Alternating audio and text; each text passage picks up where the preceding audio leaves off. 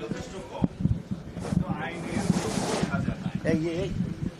সেজন্য মাননীয় বিচারক সর্বোচ্চ সাজা হিসাবে একটি অপরাধে মৃত্যু কারাদণ্ড দিয়েছে শেখ হাসিনার, আরেকটি অপরাধে মৃত্যুদণ্ড এবং অন্যান্য অপরাধগুলো বিবেচনায় নিয়ে তাদের সম্পত্তি বাজেয়াপ্ত, আসাদুজ্জামান কামালের মৃত্যুদণ্ড এবং আইজিপি মামুনের বিচার কার্যে সহযোগিতার জন্য তার সাজা কমিয়ে দেওয়া হয়েছে 5 বছর। তবে আরো অনেক মামলা তাদের বিরুদ্ধে আছে এবং সেই মামলাগুলো আশা করি ন্যায় বিচার প্রতিষ্ঠা হবে, সবাই সুবিচার পাবে।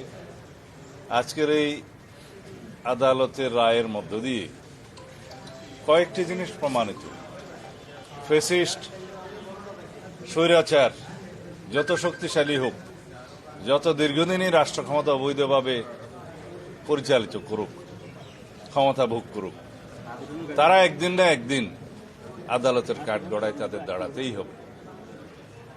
বাংলাদেশে গুম, খুন, অপশাসন এবং বৈষম্যের যে রাষ্ট্র ব্যবস্থা কায়েম করেছিল শেখ হাসিনা, একদলীয় রাষ্ট্র ব্যবস্থা এবং একদলীয় সরকার ব্যবস্থা প্রতিষ্ঠার যে উদগ্র বাসনা চরিতার্থ করতে চেয়েছিল, তা সম্ভব হয় নাই।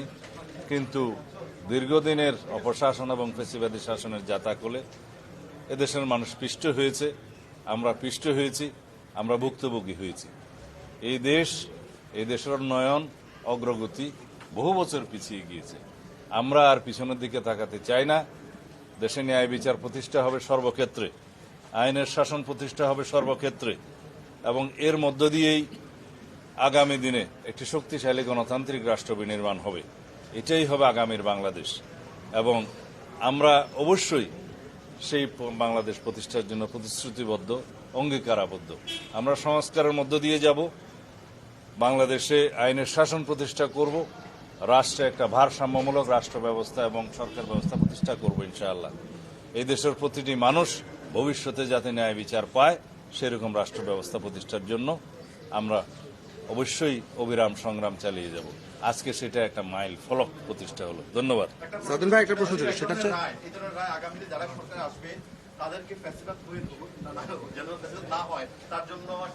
এই বিচার হচ্ছে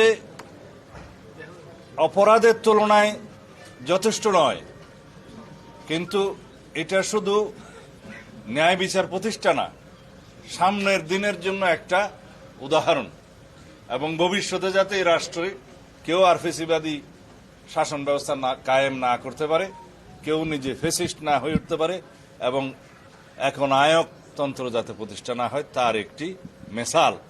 এটা ভবিষ্যতের জন্য একটা শিক্ষা, শুধু অতীতের জন্য বিচার নয়, এটা আমাদের মনে রাখতে হবে।